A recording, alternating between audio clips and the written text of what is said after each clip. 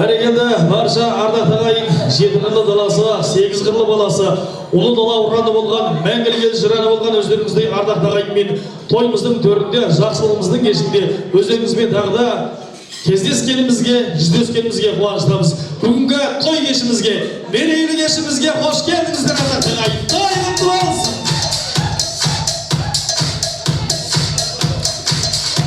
Рахмет. Бар екенімізді білдіріп, баршамыз бірге қол соғайықшы. Той құтты болсын.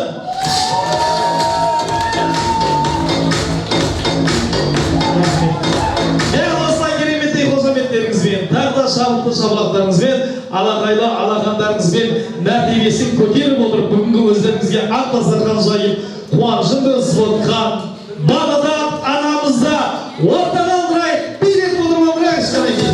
Бағдат анамызға қошамет.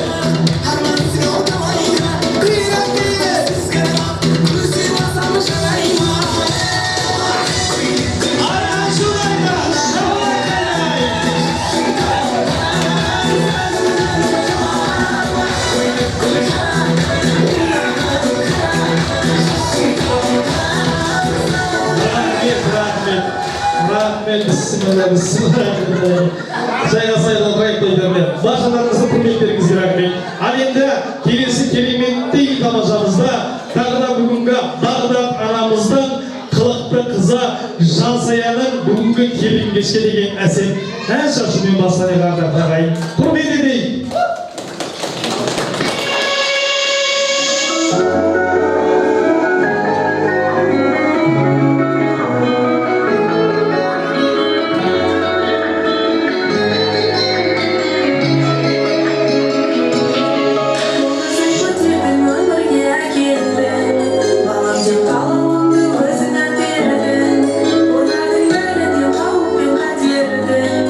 Anna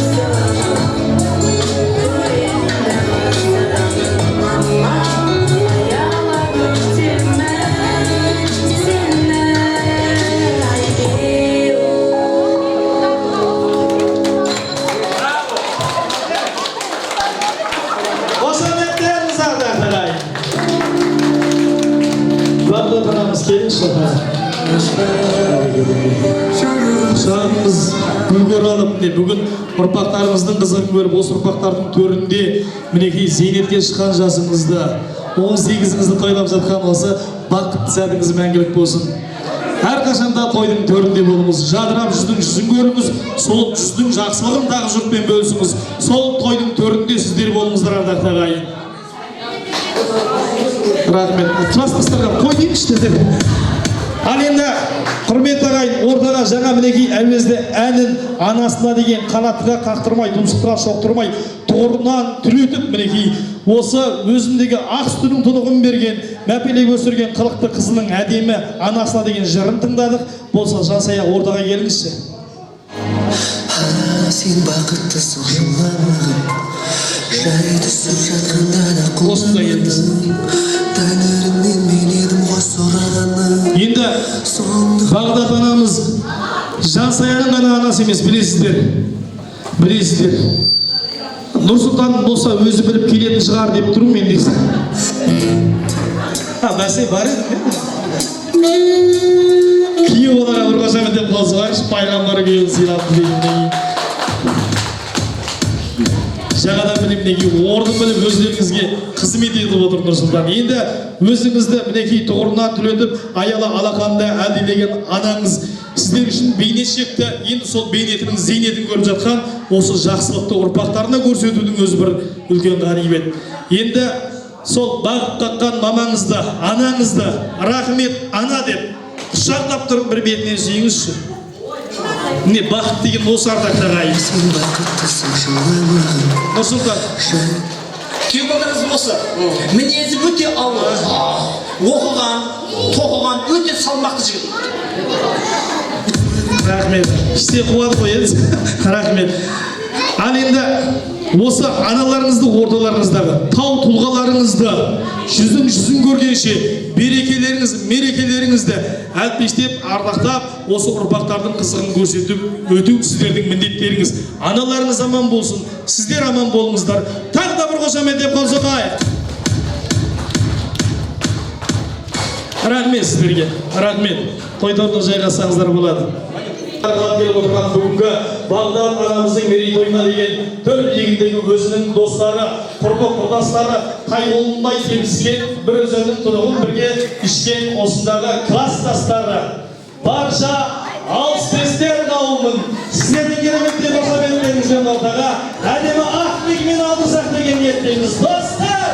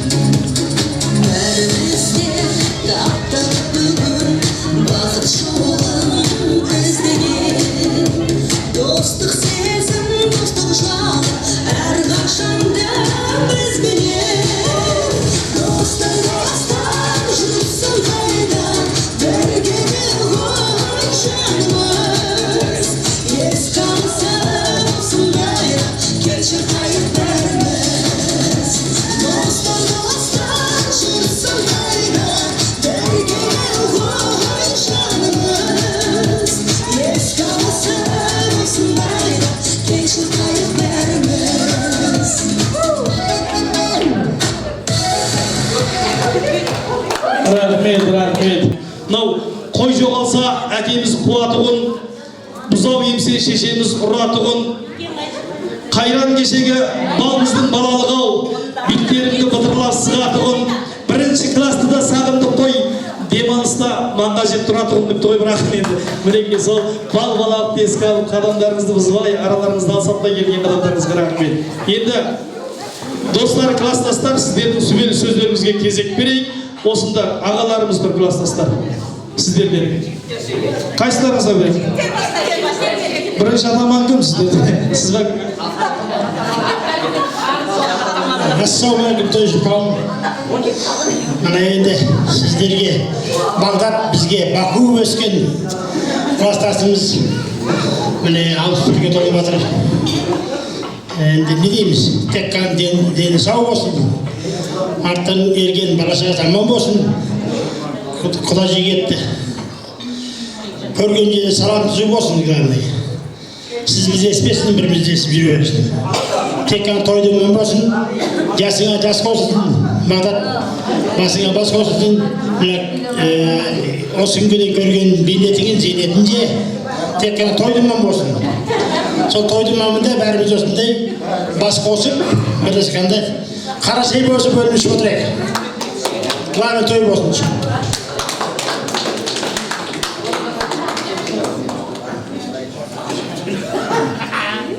Ассалаумағалейкум, құрметті тойшыл қауым. Мына тойға келген қадамдарыңыз құтты болсын. Құрметті қауым, мынау біздің класстан Баку дейміз. Шынар Бағдат екен, оны 11 өткенде білдік. Шынар Баку дейтін, мамасы, апасы Баку дейтін, бәріміз Баку сол. Баку деп, я. Ал енді Баку деймейінше, ренжімейсің. Баку мына пенсия той деп атсың, албышаш деп атсың, құтты болсын. Сол бейнетің, зейнетің көр деп атады ғой. Енді соның пенсияның тек қана пенсияны тойға жұмсап, немере шөбереге жұмсап, Алла берсе шөберелі бол. Жаңағы қыз ұзатып, құда болып, жекжат болып атсың, сол құда жекжаттың төрде отыр. Құрметті құдалар, төрде отырғандарыңыз құтты болсын. Енді мына жерде мәди құда.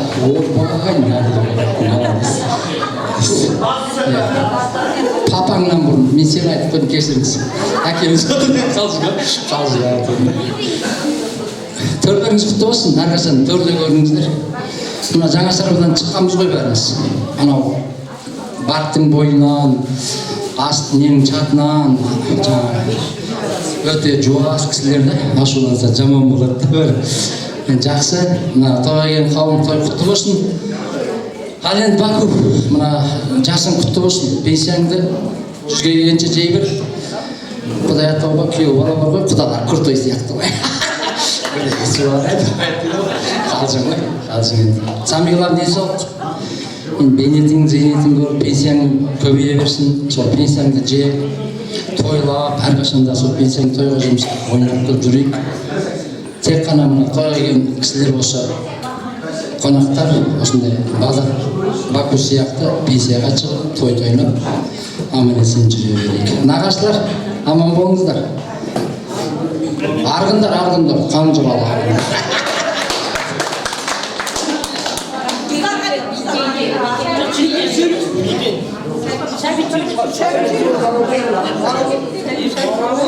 Ал енді бауырым Бағдат зейнет жасың құтты болсын, жасың ұзақ болсын, бүткіл тойға жиналған қауым бәрінің денсаулықтарыңыз мықты болсын. Алтындай уақыттарыңыз көріп келген тек қана той баласа берсін. Мына бауырымыздың зейнет жасы құтты болып, тек қана соның жақсылығын көріп, соның несінде бәріміз не болып жүре берейік. Жұқты болсын да бәрімізге не деймін, тек қана тойға себеретін.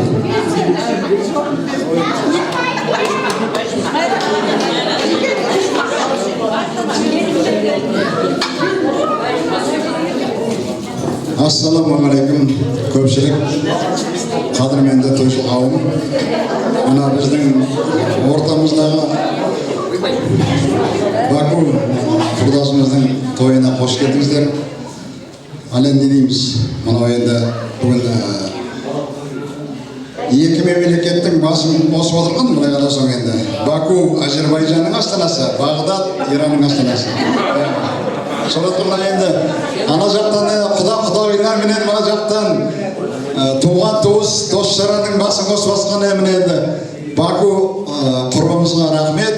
Осындай тек қана той думанда, жақсылықта, әрқашанда бас қоса берейік. Мына енді Баку, Бағдат деп екеуін қосып айтайын сен. Мына атыңнан ерген жансаямыз аман болсын. Осының жақсылығынан, осының артынан ерген бала шағалар аман болсын. Құда-құдағи жекжаттарың, мына дос жарандарың болсын. Не дейміз? Тек қана той-думан жақсылықта бас қосайық. Жасыңа жас қосылсын, аман бол. Тек қана денсаулығың мықты болып, арамызда ойнап күліп жүре бер.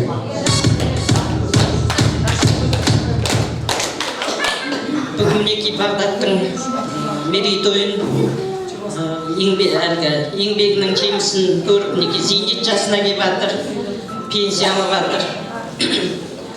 Баку енді Бағдат деп айтайықшы, бір түрі Баку енді бүгінгі енді мерейтойың құтты болсын, жасыңа жас қосылсын, басыңа бас қосылсын. Мінекей артымыздан ерген ұрпақтарымыз Жакомыздың немере шөбере содан көре бер, ұрпағымыз өсіп бай болсын, солардың қызығына тоймай, ортамызда 65-тің Бакуды балалары қатты жақсы көретін, ештеңеден қалмайтын, қыздарының бәрі үйленіп кеткенде Бакуды қайда деп осыны бірінші ертіп алып жүретін барлығы. Мінекей ол достарының барлығы әзір жоқ, қалған кластастар аман болсын, барлығың жасың 100-ге толсын, 90-100 жылдығымызды тойлап өстіп шаққылап жүрейік. Тойың той боласын жаным, бақытты бол.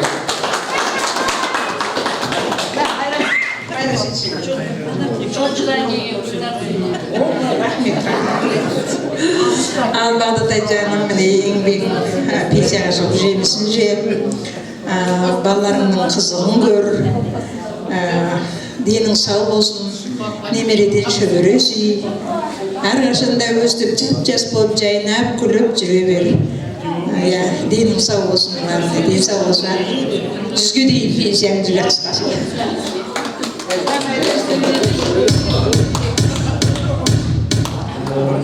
Мінекей бүгін біздің Бакуымыздың зейнетке шығып жатыр, сол бейнеттің зейнетін көрсін енді, денің сау болсын жаным. Ең бірінші бұл денсаулық еді, денсаулық болса бәрі де болсын. Жасыма жас қосылсын, басыма бас қосылып, Алла тағалам шөбере көріп нәсіп етсін. Әрқашан жолың ашық болып, осы көрсеткен қарғаларының қызығын көр. Қызымдай болса, күйеу бала ұлындай болып отыр. Мінекей кереметтілік той жасап беріп жатыр. Алла тағала соларға денсаулық берсін. Құда жекжаттарың аман болсын, сені қолпаштап қошеметтеп отырған осындай достарың аман болсын. Мінекей тек қана жақсылық болсын. Отырған жерлеріңіз төр болсын, жегендеріңіз қой болсын. Тек қана жақсылық, аспанымыз ашық, заманымыз тыныш болсын. Жақсылықта тойға бас қосып нәсіп етсін.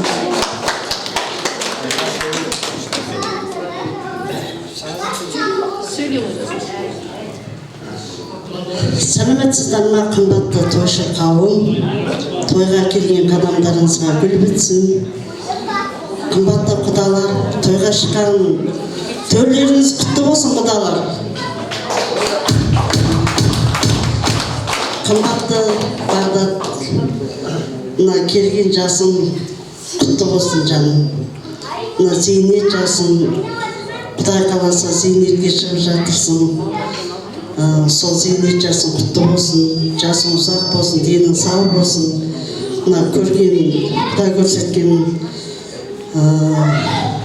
Алланың аманаттары аман болсын, дендері сау болсын. Осылардан шөберелер сүйіп, Құдай қаласа енді сол шөберелердің қолынан май жалар. Енді мына класстастарың арасында мен де құрдасымын. Сені баяғыдан енді танимын. Сені Бағдат кезінен танимын. Бірақ қасымда кішкентай Ринат болған. Осы Бағдат кішкентай кезінде Ринат ертіп біздің Малбай ауылына кешке дейін келетін. Күтіп алатынмын. Бірге жүріп, бірге Ринат деген қазір мықты жігіт болсын жаным. Жасың ұзақ, денің сау болсын, бақытты бол. Міне енді саған қарап біз қартайып отырмыз. Сол жаным. Бағдат енді зейнет жасын тағы да айтайын, құтты болсын. Бейнетіңнің зейнетін көр, осы зейнетіңді ұзақ жылдар жеуге Алла нәсіп етсін. Осы қалтаңда ар жыртып, бер жыртып немерелерің сол пенсияңды алғанда қасыңнан шықпай жүгіріп жүре берсін. Алдағы өмірің бұдан да жақсы болсын деп тілеймін. Әлемдегі бар жақсылық тілеймін жаным. Мына ел жұртыңа, құда-құдаларыңа, құрдастарыңа, барлығына мың алғыс. Келген қадамдарыңызға гүл бітсін. Осындай тойлардың төрінде отыра беріңіздер. Әр отбасына тек қана жақсылық, денсаулық тілеймін. Той болсын, қыз ұзатып, келін алып, осындай зейнетке шыға беріңіздер барлықтарыңыз. Аман болыңыздар. Тек қана бар жинап тергендеріңіз тойға шашылсын. Рахмет.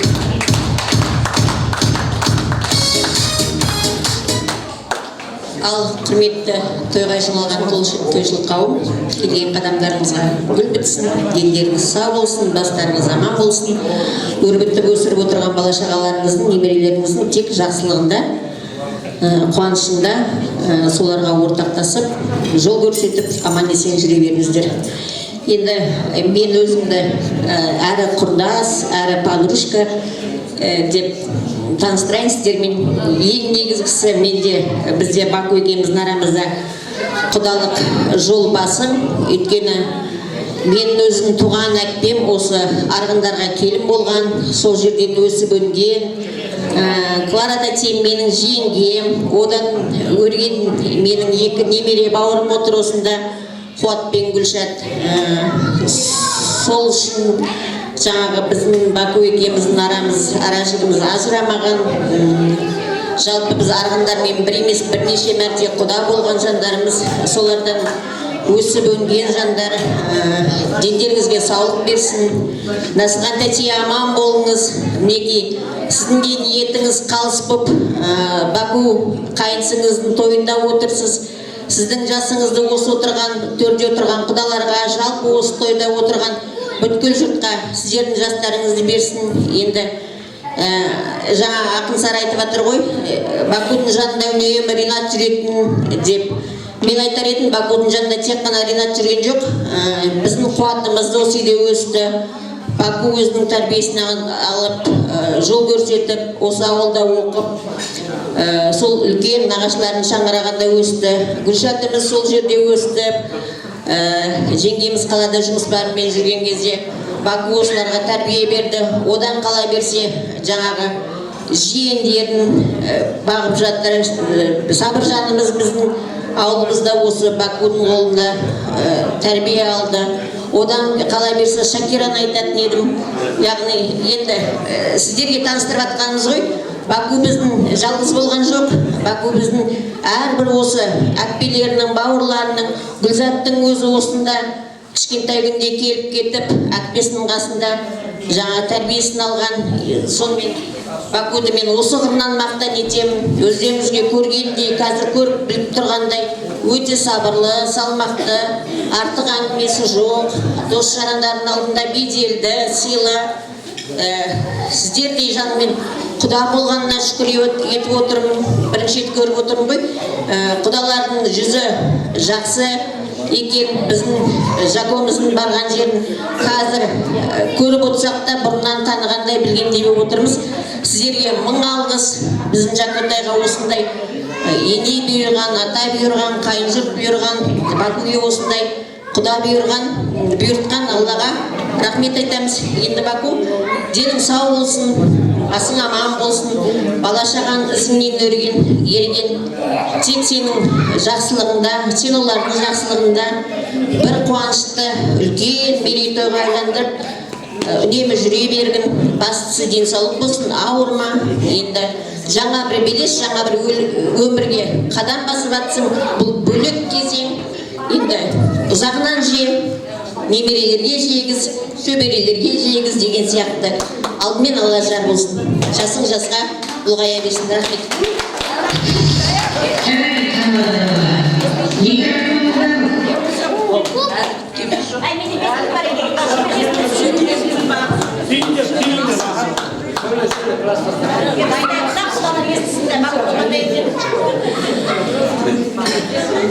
Ал енді тойға келген тойшыл қауым бүгінгі Бағдат жанымыздың тойына келіп отырған тойлар қадамдарыңызға құтты болсын деймін біріншіден.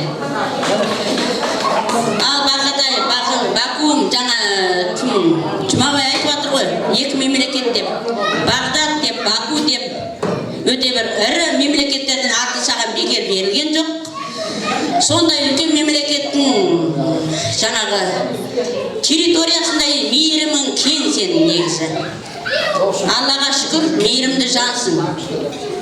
Бүгінгі мына өзіңнің өміріңе берілген, Алланың берген бір тал гүлі жансаяңның қосағымен қосағарсың.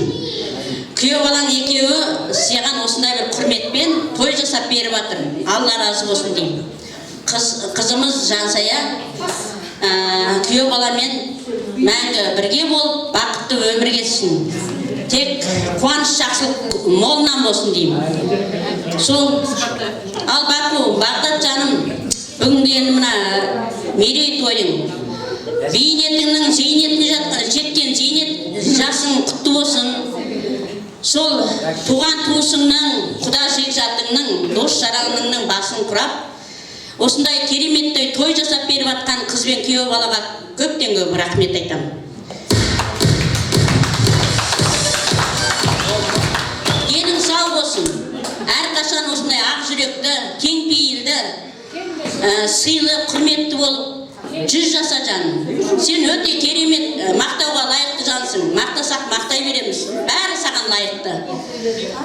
Міне 10 жыл мектепте бірге, 10 жыл мектеп қабырғасында бірге оқыдық, ойнадық. Балалық шағымыз бірге өтті. Анда-санда кездесіп қалсақ, сол балалық шақтарымыздан бір естеліктердің бәрін айтып, шегімізге күліп аламыз.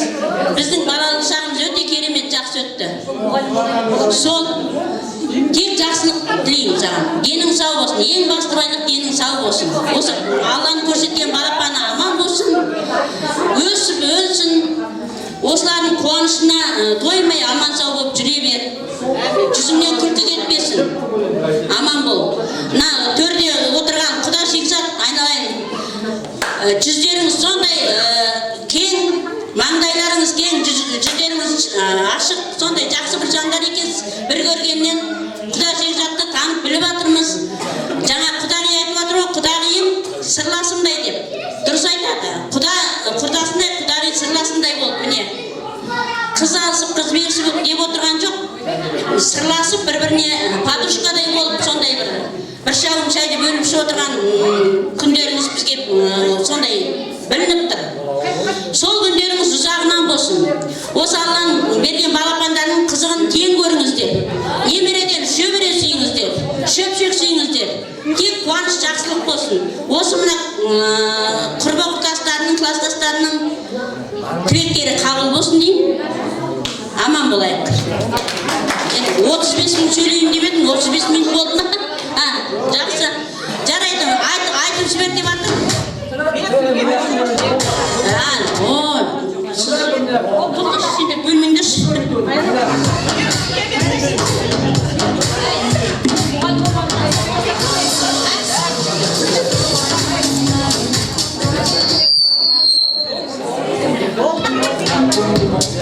Рахмет. Bir orada қалдырайық тасып қойсаңыздар, шақын тұрып шаршап кеттіңізді. Түйінді. Қымбатты тойшыл қауым, қадірлі Қараш атамыздың әулеті, бүгінгі тойларыңыз құтты болсын. Бүгін міне біздің Баку жанымыз, яғни Бақыт Қараш қызы зейнетке шығып жатыр. Зейнет тойың құтты болсын жаным.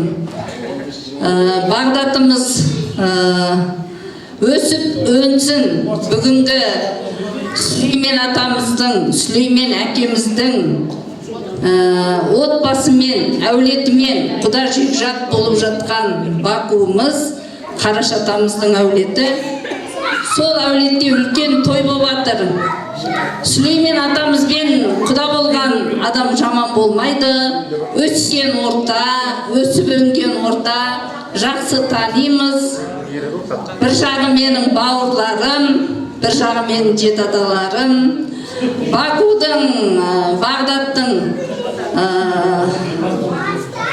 бауырларымен, төркін төсімен көрісіп, көптен бері көріспедік.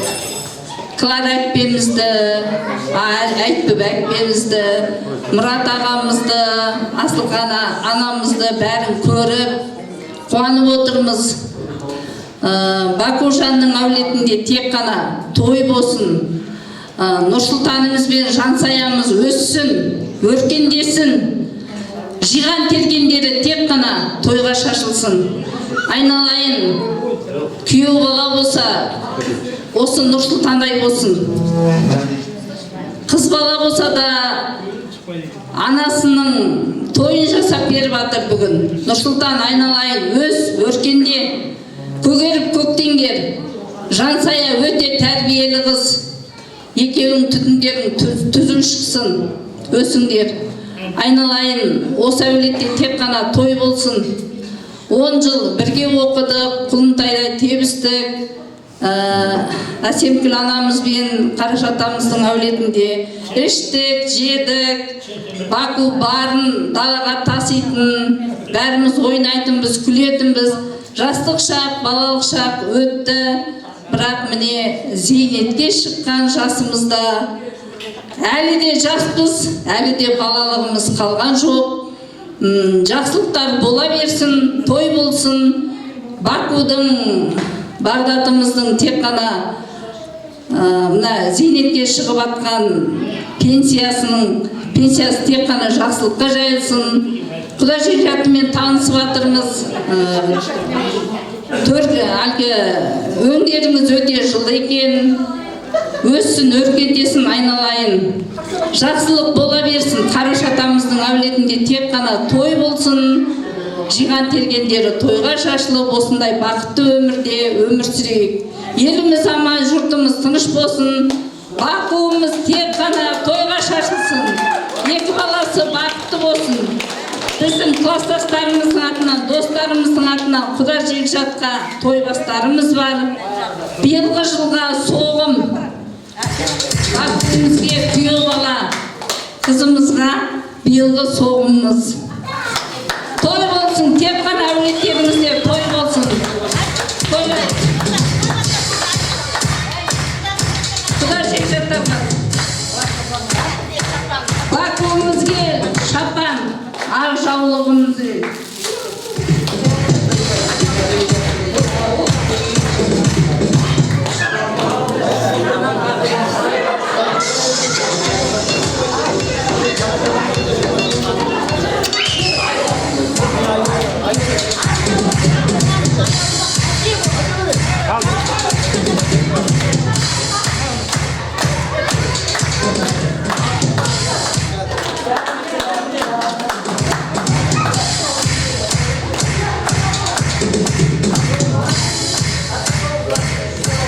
Рахмет, мінеге бір досым бар қияметке дейін, бір досым бар қияметке дейін дейді. Мәңгілікке сендесіз осындай балбалалық күндеріңізді бірге өткізіп, достықтарыңыздың қаймағын бұзбай бүгінгі қуаныштыда ақтек тарқалап келіп бірге тойлап отырған сіздерге Алланың нұры жаусын, берекелеріңіз мәңгілік болсын, есте қалар ескі күндеріңіз көп болсын.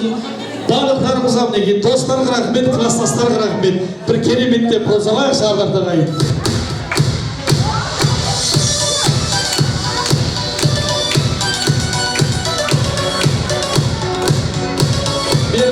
Камераға.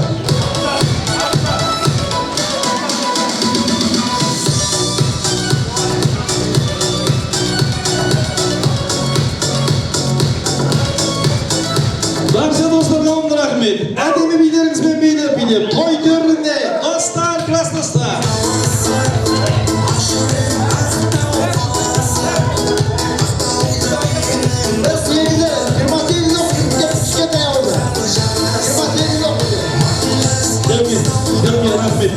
Рахмет.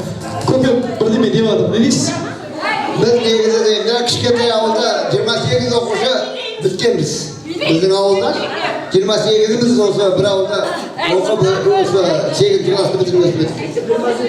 Odan keyin endi biz Aslan'a barmadık 8 onda, 9 onda. O endi 7 aldık. Eng ko'p o'qishni biz. Sonda aytmoqchimiz. Rahmat. Ya, rahmat barchalaringizga. Al, жалғасын биге ketaylik. Biga jibiraylik.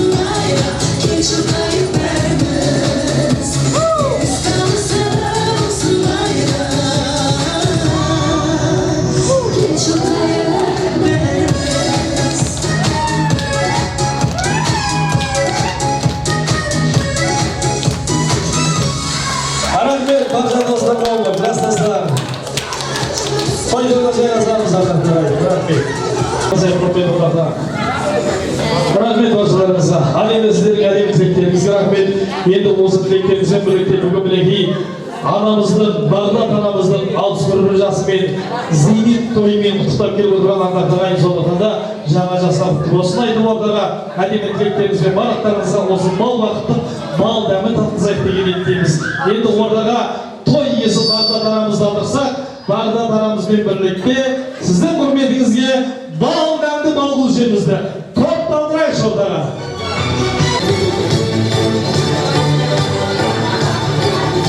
Рахмет, рахмет. Қол соқпаймыз ба ардақтағайын? Қол соқпаймыз ба?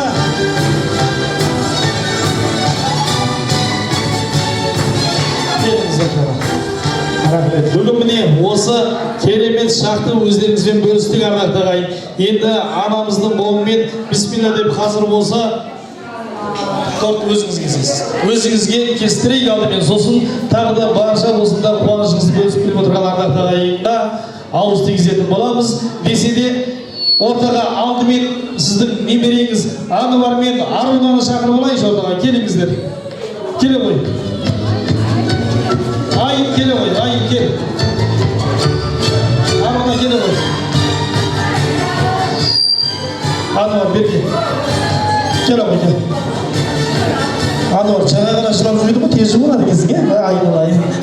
Қане, қазір бисмилла бірінші сіз өзіңіз кесіңіз, сосын осы тақсаға салып жіберіңізші.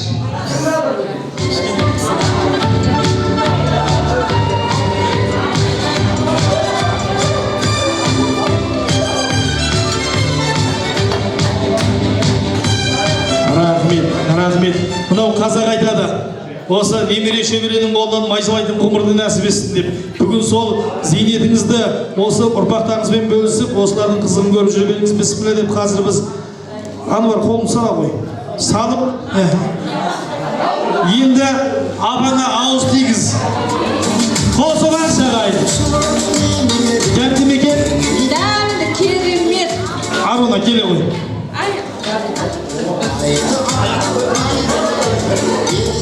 Сен ауыз тигізе ғой. Рахмет. Дәмді ме екен? Не деген керемет қолдарыңа. Дәмді, қарныңыз ашық болған сияқты ғой. Және де ауыз тигізейші кәне кеңіз. Бәрекелді, абасына. Мінекей, Алла тағала сізге тағы да шөбере шөпшектің қолынан майзалауды нәсіп етсін. Осындай мерекелі күндеріңіз көп болсын. Құттықтан қосылғанымыз ардақ ағай.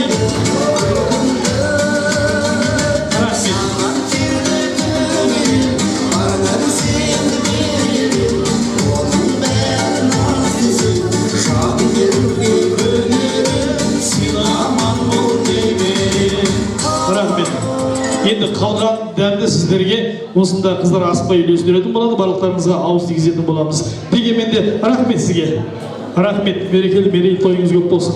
Енді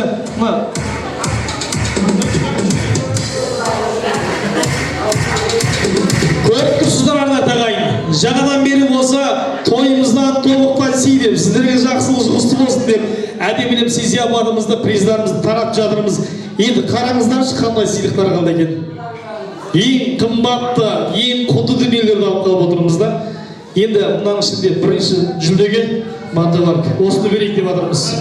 Соны Бағдат анамызға айтсам, жаңа осыны осы жерде семья жағдайы бар, көп балалы, тамада өзің ала бер деп маған беріп жатыр десең. Рахмет. Сіздер үлестіреміз ғой дегенмен де. Қазір сіз ортаға келіңіз. Өзіңіз бірге келіңіз. Қазір енді осы сыйлықтарды мен үлестіретін боламын дегенмен де сіздің бүгінгі қуанышыңызды бөлісіп келіп отырған осы ағайындардың қатары өзіміздің достарымыз, құда жекжаттарымыз, бауырларымыз. Сондықтан да әдептен озбаймыз, көп сөйлеп созбаймыз, бір тамаша өздеріңізге болсын. Ортаға достарымыз қатарына екі адам шақырыңыз, бір жігіт, бір қыз. Бір жігіт, бір қыз.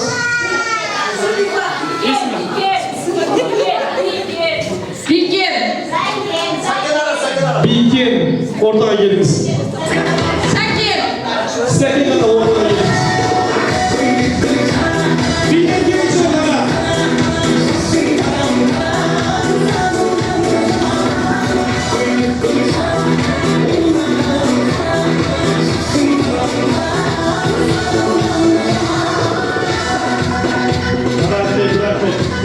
Рахмет. Сәкен ағама такси шақырып беремін ғой деген. Келіңіз ортаға. Енді құдағилардан екі адам шақырамыз. Құдағи Ләззат. Өзі біледі қазір, тәтем өзі айтсын. Мәди Гүлмира тәте. Гүлмира тәте бізде. Мамсиқлар, сізді ортаға келіңізші.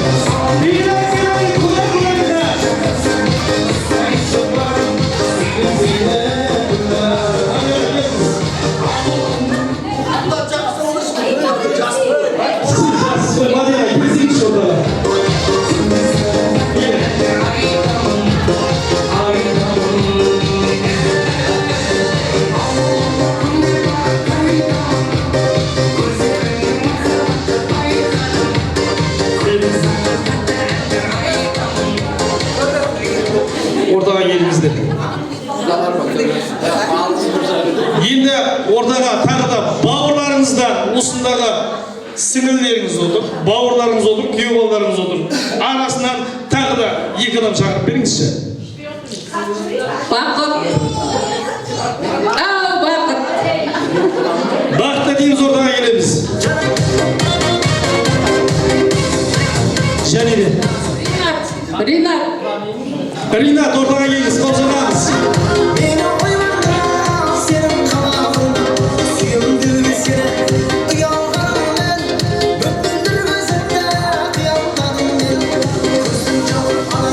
Рахмет. Сіздер ең таныс жазбасыздар ма не жүрсіздер кішкене тыныш тұра тұрыңыздар. Және де бір құрметті қонақ осы сіздің қуанышыңызды бөлісіп келіп отырған көршілер қатарынан кім? Кешіріңіз, Нұржан ағамыз, қол соғайық.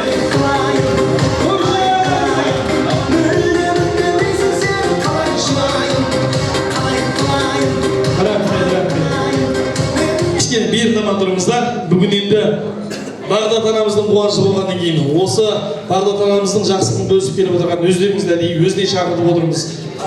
Сізге рахмет. Тәтесіз тұра берсеңіз болады. Сізге рахмет.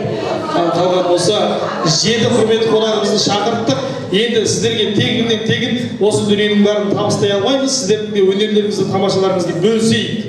Енді жаңа айттық, көп сөйлеп созбаймыз, әдептен озбаймыз деп ешбір ұят ойын жоқ. Сүйгіліп сіздер секеңдетіп билетпейміз. Қазір Бағдат анамыз алфавитта бір әріп айтады, сол әріппен басылатын әнді жалғаймыз. Келдік, жарайма қол соғамыз ардақты ағайын. Бірінші сауғаны көрдіңіздер ғой, бірінші сыйлық сіздерге. Қымбат, сіздер үшін әдейі алдырып 200 мың теңге қойып емес, жасыртында бағасын көргенсіз етпеді. Кеттік бір. Кеттік бірден.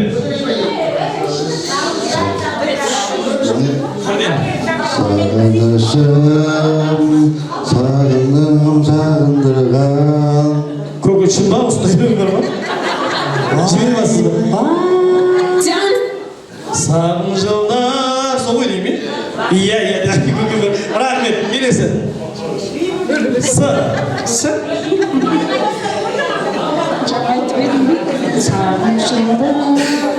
Келесі, басқа өлең жаңа қайталанып кетті.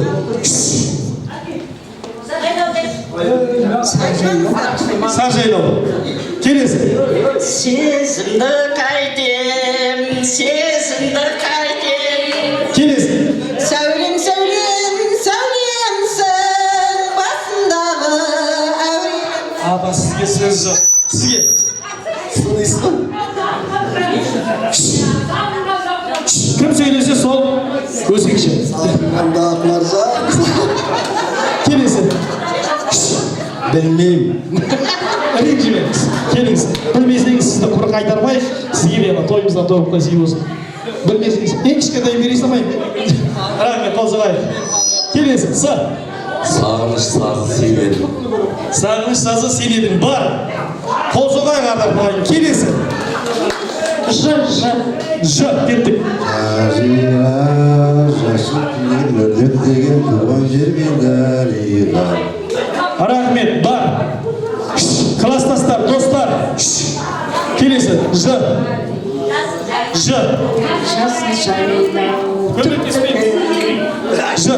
Жаным-ау менің жағыма таққан тұмарысы. Рахмет, сіздің әндердің бәрі мұңлы ғой. Ж. Білмеймін. Ж. Кеттік. Ж. Бір.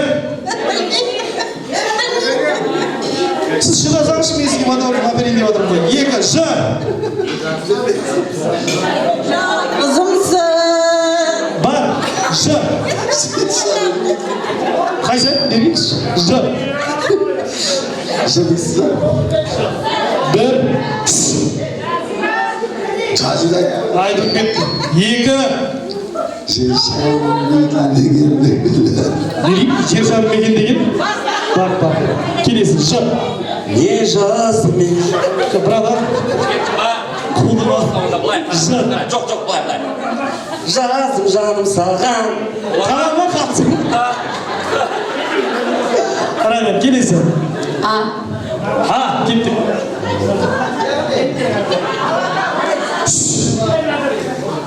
Арманда жаным, арманда, армансыз адам болмай ма?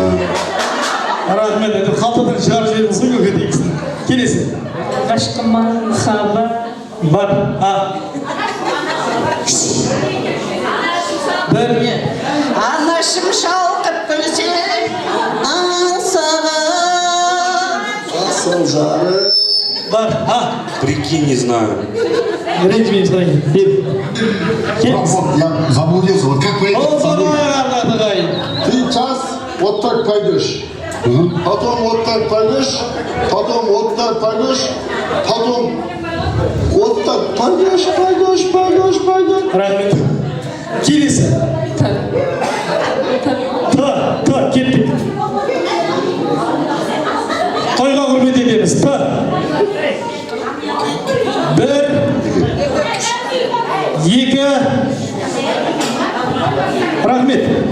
Тойдырға жайғасамыз. Білмейін деп кете бермей, ойласаңыздаршы. Бір.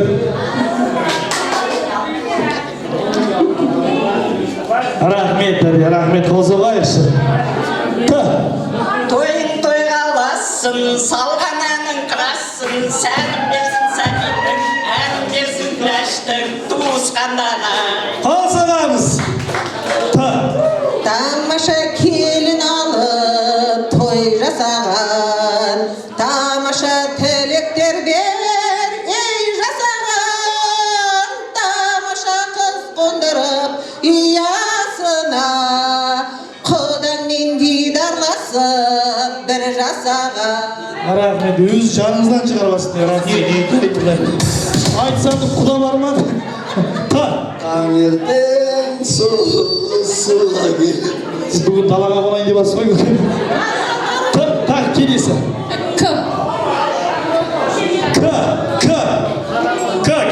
Келші, келмен келші, құдашы, бір сөз айтар көңіл.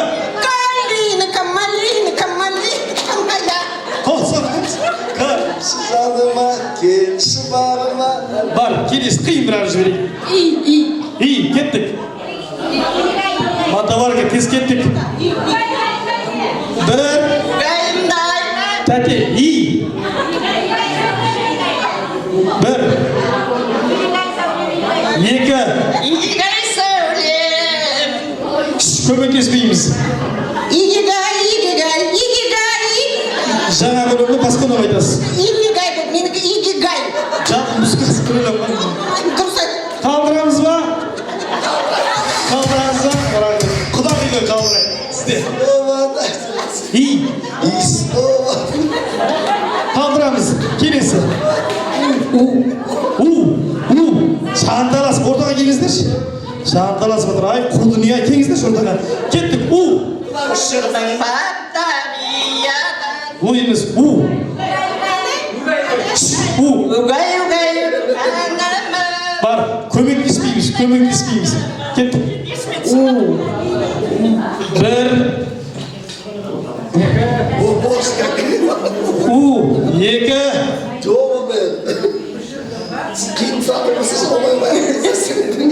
Қозылайықшы. Келесі. Деген қиындау. Бері салам көзіңіз бар. Братишка, Бар ғой, бар. Келесі. Кеттік, жақын тұрайық. Балауса қыз едің бір кезде, шашына ақпан тек байлаған. Бар, келесі. Бақыттысың, қылет, басыма қонған. Қалтадан шығармасыз ғой дейме? Балауса қыз айтты ғой. Бір. Батыр бола болады деп дейді. Рахмет. Қозылайықшы тәтемізге. Әділ болды ма? Тәтемізге қозылайық. Сізге құрметті құдеке, үтік алыңыз. Рахмет. Бір қол соғылмай, керемет ойын көрсеткен.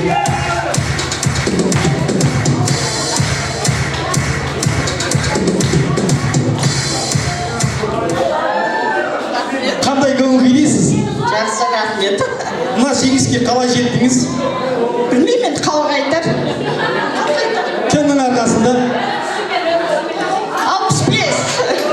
Бар, бөлісіп аласыздар ғой осымен. Бірінші мартысы таратпасаңыздар, ана кісілер разы болмайды. Неге сізге көмектесті, жалпы барымыз көмектестік.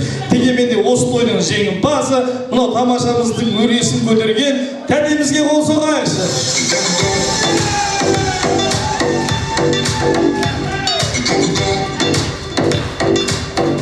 Рахмет.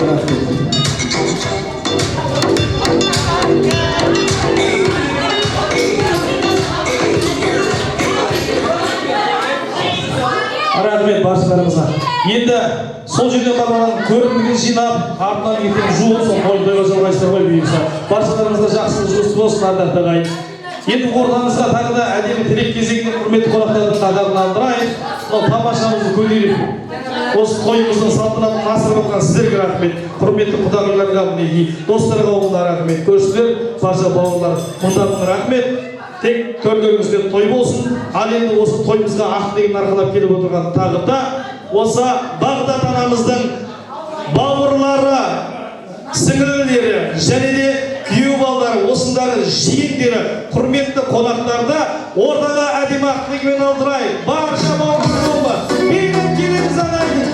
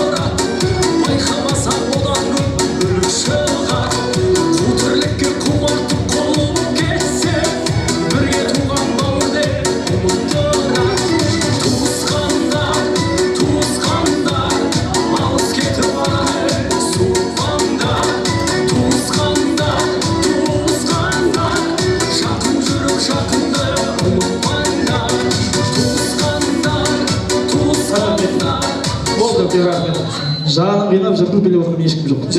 Рахмет, құрметті қонақтар. Ортамызда мінекей сіңілдері, күйеу балалары, әнелері, және де келіндері, барша жиендері, барша бауырлар қауымы келген қадамдарыңызға нұр жаусын.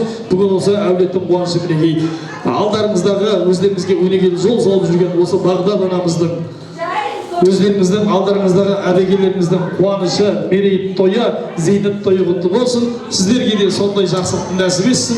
Енді әдемі тілек өздеріңізден, үлкенімізден бастайық, баршамыз қосылып етіп, түйіндеп сөйлесек, нұр үстінде нұр болар еді. Кімден бастаймыз? Аға, өзіңізден ба? Ортаға келіңіз.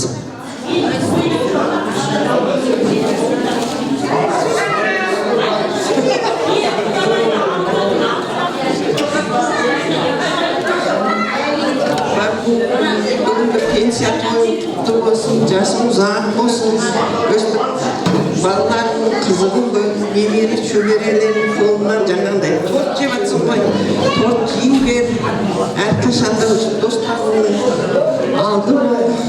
Не айтам енді осы, дастарханың әрқашан жақсылыққа жайылсын, үйлерінде той болсын, өстіп балаларың, күйеу балаларыңа мыңда бір рахмет өстіп той жасап беріп отырмыңдар. Бүгінгі пенсия күні құтты болсын. Ал мына Бақтыөте бүгінгі зейнет тойың құтты болсын, денің сау болып, бала-шағаң қызың көп. Осы достарың арасында әрқашан сыйлы болып, үйіңнен қонақ іздемей, дастарханың жақсылыққа жайылып, мына құдаларымызға рахмет. Нұрсұлтан мен Жансаяға рахмет көп-көп. Мына достарымыз сіздердің. Ал о дүниеге кеткен ағаларымыз көз көріп өскен, жатқан жерлер жайлы болсын о кісілердің. Ойлаймыз о кісілерді ұмытпаймыз, аман-есен болсын. Бала-шағалар артындағы. Бәріңізге бақыт, Бақтыөте ауырма ең бастысы. Денсаулық, аман-есен болайық бәріміз.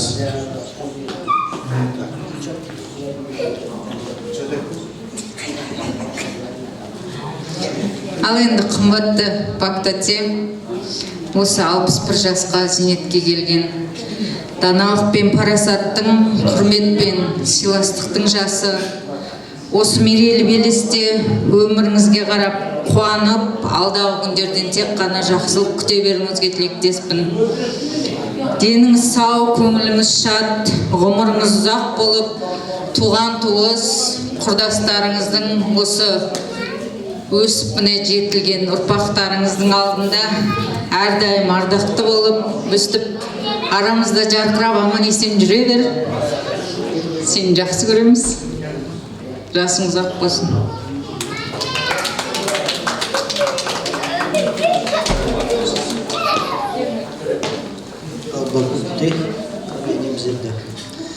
Тойыңыз құтты болсын. тойға келген қауым, сіздерге мың алғыс. Солай кәтеміз сыйлап келгендеріңізге, сіздерге де дендеріңіз саулық. Тек қана дендеріңіз сау болсын, факультет. Құтты болсын тағы да.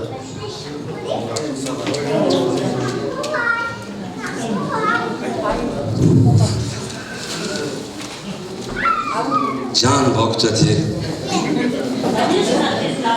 туған күніңізбен өмір жасыңыз ұзақ болсын.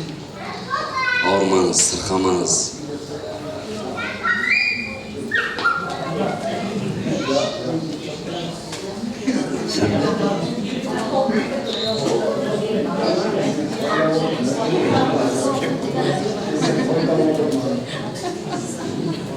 Сен бір сағат болды.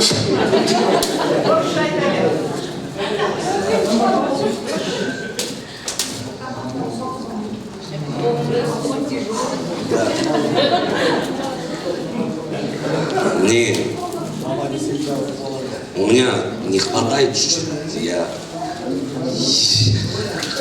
қазақша ең сам жетпейді да, если что речь болсын.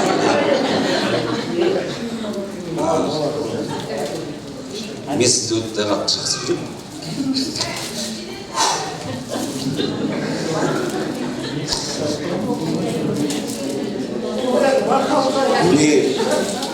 Мне очень тяжело находиться здесь. Они...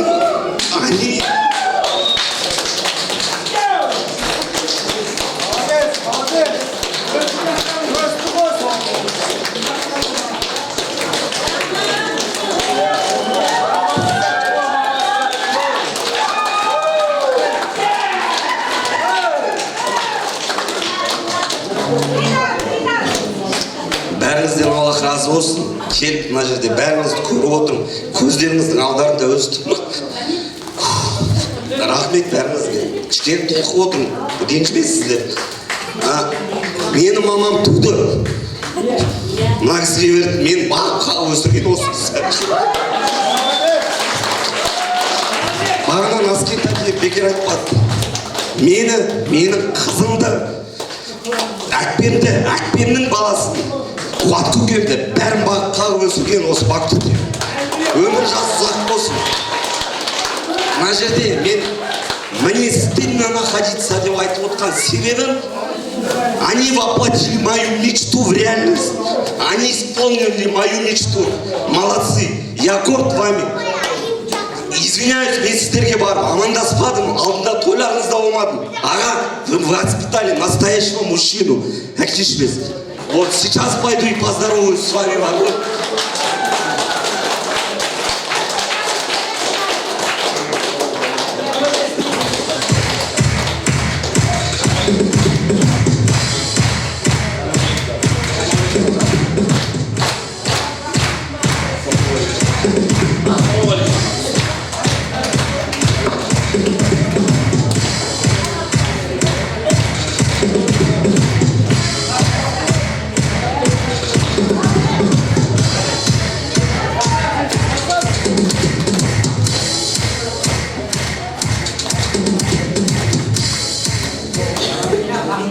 Да вас даст вам Аллах благом.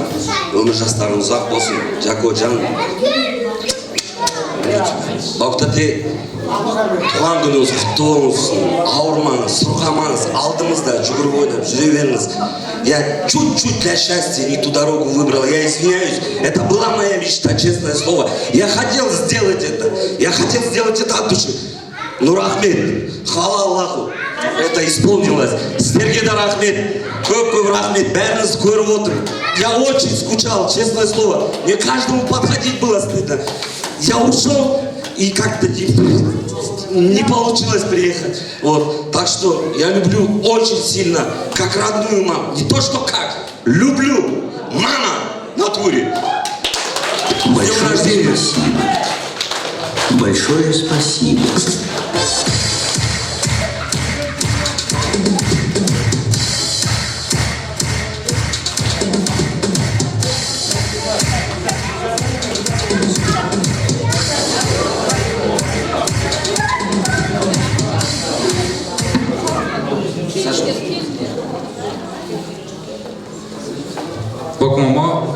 Мама деп айтамын мен сізді, тоже поскольку сіздің қолыңызда өстім.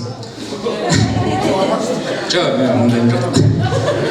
Любим вас сильно, всегда готовы помочь. Жақсы көреміз сізді, сағындым, шын айтамын. Қазір қалада жүреміз бәріміз, қол тимейді. Сағындық сізді. Басқа түк айта алмаймын, люблю вас сильно.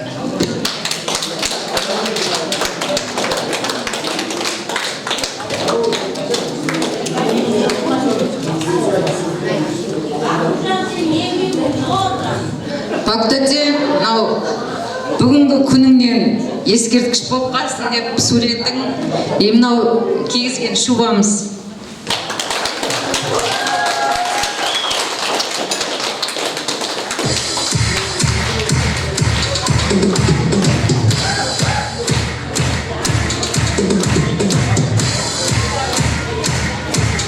Болдыңыздар ма?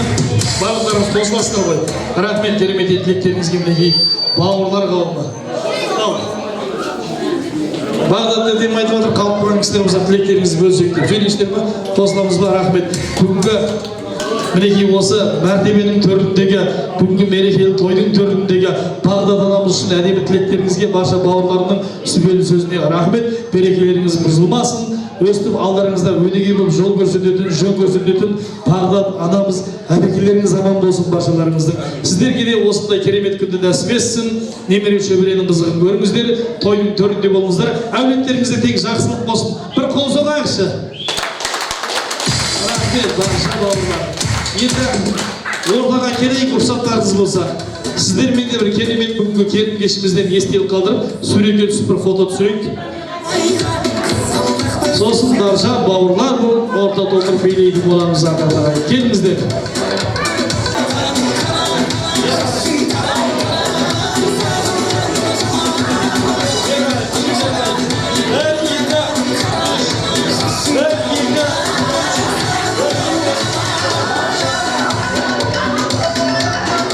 Барша бауырлар, билеп тойдырды бастағайы.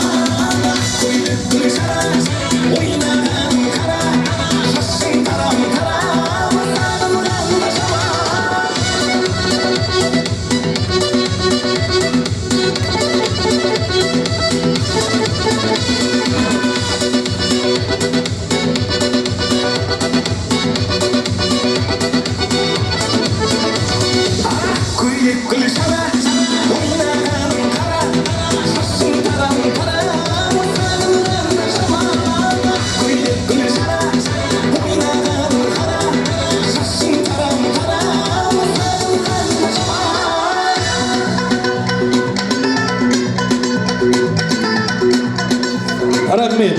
Той төріне ардақ ағайын. Рахмет болсын. Анамыз жоқ үшінде. Кішкентай болса, анамыздың немерелері жүр. Ендеше бір қошамет болса, ортаға Ануарды, Айдинді, Аруланы, Айдин төрден шақырылайын кішкене балапандарымыз ортаға тұрайықшы. Ануар келе ғой, Айдин келе ғой, Аруна келе ғой. Намір дейді арлық ағайын. Болайын деген баланың бетін тақпап белін бұл деген. Осы бүгінгі анамыздың мінеки апалардың қуанышында біз де билеп сіздер үшін әдемі тілегімізді арнасақ деген ниет білдіргесін ортаға шақырып отырмын балапандарымды. Қане ортаға келе қойшы, Ануар.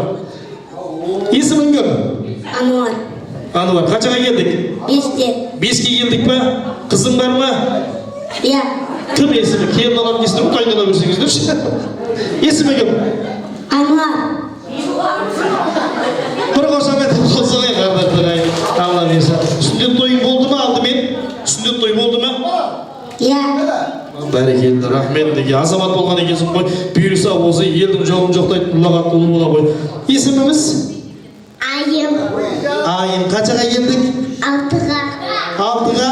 бәрекелді, мінекей апалардың көз қуанышы. Атымыз? Адуна. Қаншаға келдік? 5-те. 5-ке қане? Мына 5 екен ғой біз қадем уже. 5-ке келіпті араларға. Құттықтап болса қояйықшы, ішке келіп алып. Ал енді апаға кім тілек айтады? Бүгін мінекей апаның тойы болып жатыр. Кім тілек айтады? Тілек айтамыз ба? Айта ғой. Құтты болсын апа тойың. Апаға қарамайсың. Апа тойыңыз құтты болсын деп сізге тілегін жолдап жатыр. Bir қол соғайық. Айтамыз ба? Апаның тойы күшті. Апам тойы күшті дейді. Біліп артында күшті болып жатқанын, тамадада күшті деп біліп алсың ба сен? Рахмет барлықтарыңызға, қол соғайық. Сіздерге тілегін жібермейік. Енді қазір төртеуміз келеміз, қазір билейміз. Кім жақсы билесе, мен приз беремін сіздерге. Мынаны беремін сендерге. Кім жақсы билесе, біз қол соғайық. Балапандарымызды ортаға биге шақырайық. Кеттік, билейміз. Жандар. Қыз күлер, көктемде жазда күзде ешқашан оңайма. Уақыттың бәрі бір мұңаяқтың жағымсызы болмайды. Бақыттың беріліп бағаласам гүлдің мәңгі солмайды. Табиғат кінәсіз өзіңе сен, болады бәрі жақсы сөзіңе сен. Бәрі де өтер, көңілді көтер, күз көктемде жаңа жіберген құтты бізге.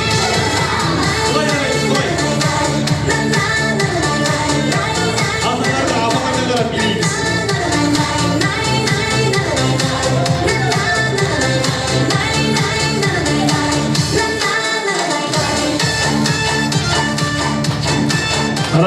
Рахмет, әйтеу түсіндіңіздер ғой.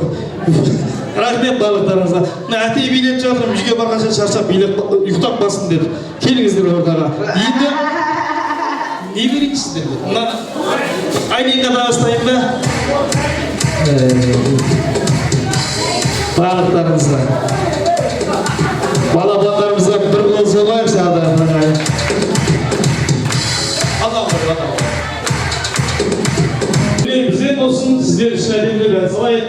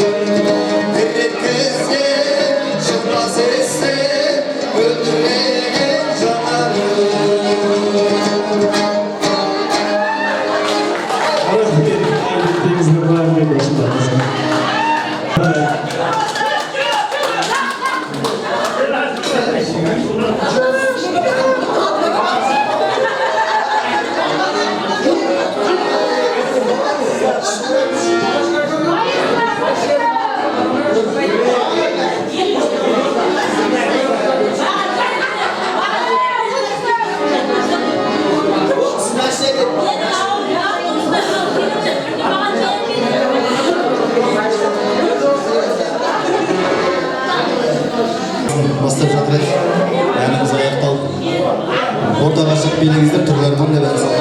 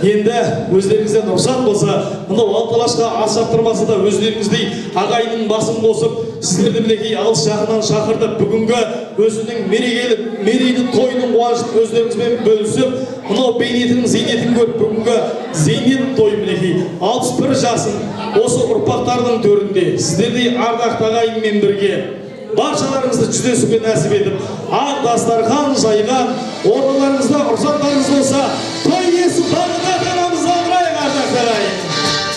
Жасыл тайдың түптүкінде өкілем, көкілемде көбалмаймын, көкілем маңдайыма сыйға өткен Hazarımda dağlarına ödep bile Haylar ölse vatan eken Köpeğine gider zaten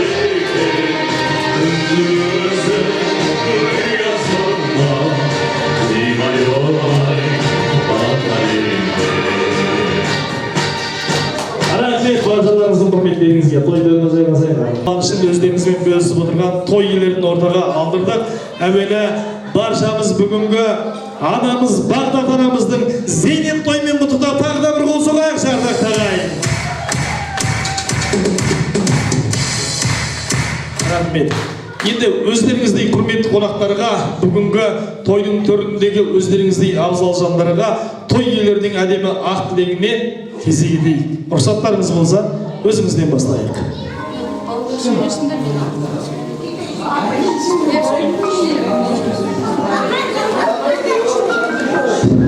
Ал мама, бүгінгі зейнетке шыққан тойыңыз құтты болсын. Сізге зор денсаулық, ашық аспан, мол бақыт тілеймін. Бағанадан бері неше түрлі жақсы сөздер айтылып жатыр. Сол Алланың құлағына çalынсын. Өстіп, ойнап, күліп, бір дастарханда жиналып, бас қосып, бұдан да үлкен тойларда жиналып, жасыңыз көп жүре берсін. Сол.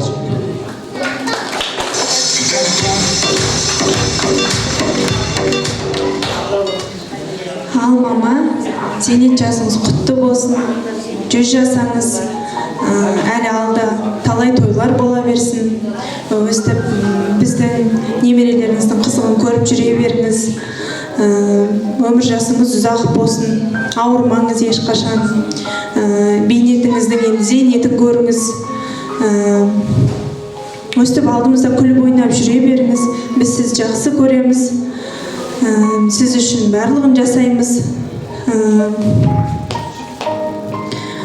Рахмет сізге көп-көп осылай жарық дүние сыйлағаныңызға, өмірге әкеп тәрбиелегеніңізге, қатарынан қалыстырмай.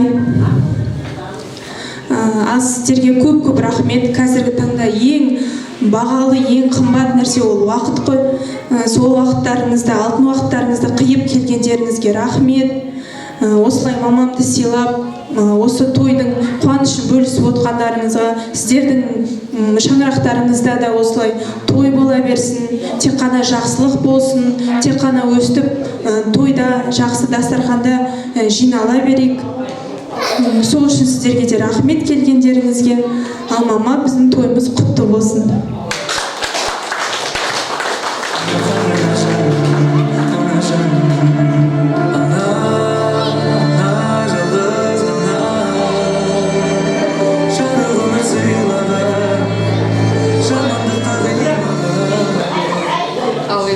Құрметті тойшыл қауым, келген қадамдарыңызға гүл бітсін, денсаулықтарыңыз мықты болсын, өмір жастарыңыз ұзақ болсын, жүрген жерлеріңіз тек қана той болсын. Той тойға ұласа берсін, той жалғасын таба берсін. Ал енді құрметті қонақтарына алтындай уақыттарыңызды бөліп келіп отырған сіздерге мыңда бір рахмет, басым деймін бәріңізге. Сонау ұзын ағаштан келіп жатқан құда жекжаттарыма мың алғыс, рахмет сіздерге. Аман болыңыздар, денсаулықтарыңыз мықты болсын, өмір жастарыңыз ұзақ болсын, бала шағамыз өсіп, өніп, көркейіп, мына кішкентай немерелеріміз өсіп, Алла тағала шөбере сүюді нәсіп етсін. Мына зейнет жасқа шықпаған барша қауымға менің зейнет жасым жұғысты болсын, өстіп төрдің басында бала шағаларыңызбен, немерелеріңізбен өстіп қуанышта құшақтап, немерелеріңізді жетектеп, артынан жүгіріп, шөбере қойып жүрейік. Сондай күнге жетейік. Мына келіп отырған көршілерге мың алғыс, рахмет бәріңізге көп-көп. Мына бауырларыма рахмет.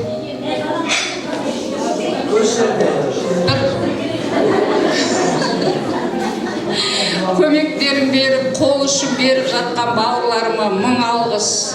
Көп-көп рахмет айтамын.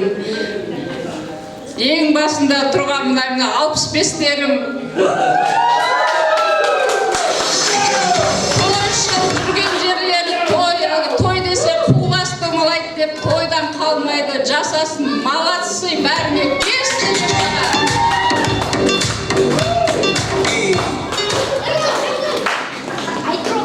Сол не айтамын балаларыма, Нұрсұлтан, Жансая, жандарым, бақытты болыңдар, өмір жастарың ұзақ болсын, ауырмаңдар, ұстаған қолдарың мәңгілік болып бақытты ғұмыр кешіңдер. Мына өсіп келе жатқан бала шағамыз өсіп, өніп, немерелеріміз көбейіп, өстіп мен сияқты зейнет жасқа шығып немерелердің ортасында төр басында тұруды алған нәсіп етсін. Жандарың бақытты болыңдар, көп рахмет сендерге осындай той жасап беріп жатқан дүркіретіп. Рахмет айтам бәріне. Мен балаларыма бір жағынан шығысып, інілеріме, сіңілдеріме, күйеу балаларыма, келіндеріме бәріне мың алғыс басым деймін. Рахмет. Алла тағаланың берері көп болсын, несібелі бай қуатты болыңыздар, дендеріміз сау болсын, немерелеріміз көбейіп, шөбере сүюдің Алла тағала нәсіп етсін. Шөбере алақанынан май жалайық бәріміз. Одан кейін мына тойды жүргізіп жатқан асабалар Өркен, Дәурен, Есбол, жандарым рахмет сендерге көп. Той жақсы өтті деп ойлаймын. Қалай өтті той?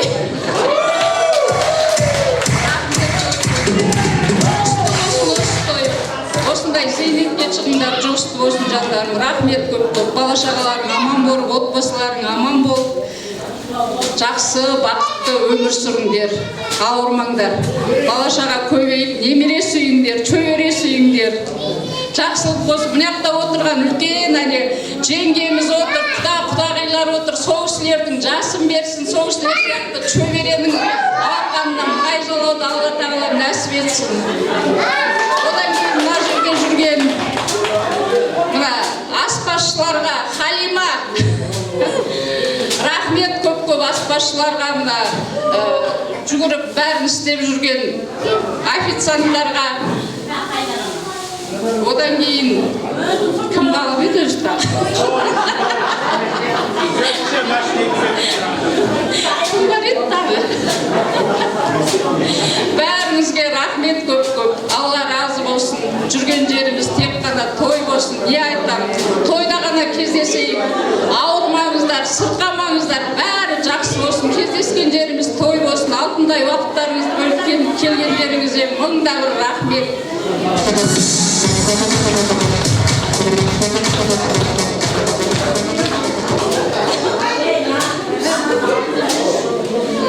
Бәрімізге рахмет айтамын.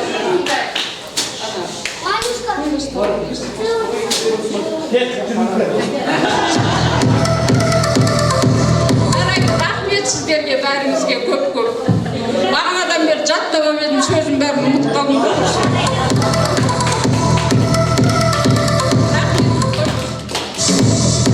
Рахмет баршаларыңызға. Мінекей кереметтей тілеген өзінің жүрек жарды ақ лебізін қуанышын бөлісіп келіп отырған өздеріңіздей ардақты ағайынға арнап, осы тойдың ендігі келесі сіздердей құрметті қонақтардың шақырғанда болуын шын ниетпен тілеп отқан той иелеріне де рахмет.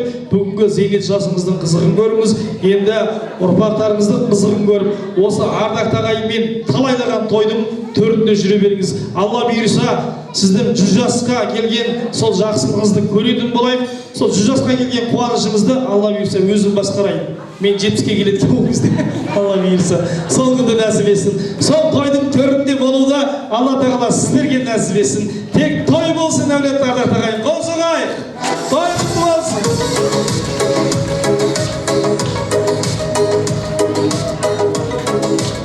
Ал енді сіздерден рұқсат болса, бүгін осы өздеріңіздей құрметті қонақтарға тойдан шашу деп Бағдат анамыз баршаларыңызға той бастар дайындаған екен. Ендеше біз той бастардың керуенін алдырайық ағайын. Той бастар.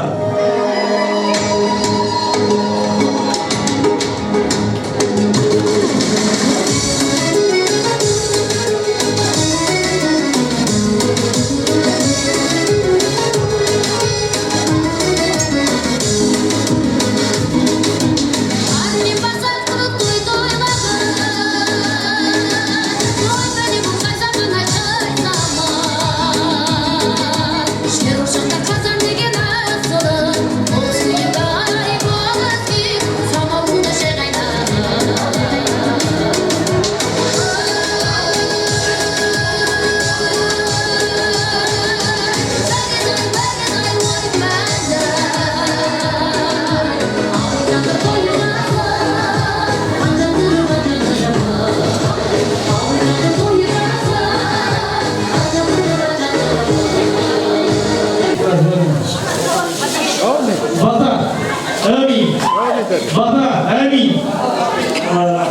Allah'ım asılgadan kesin basılgadan kesin düşersin devletin katibetin devletin kaçanda Allah kovdasın kamerana bak onu bakız kosunmasın Bismillah. Anaklıya tanrıtağayın, keklerin yerinde, keklerin жерінде әр қазақтың илайын той бола берсін төрінде. Тек тойда, тек жақсылықта жүздесейік. Алыс жақтан келген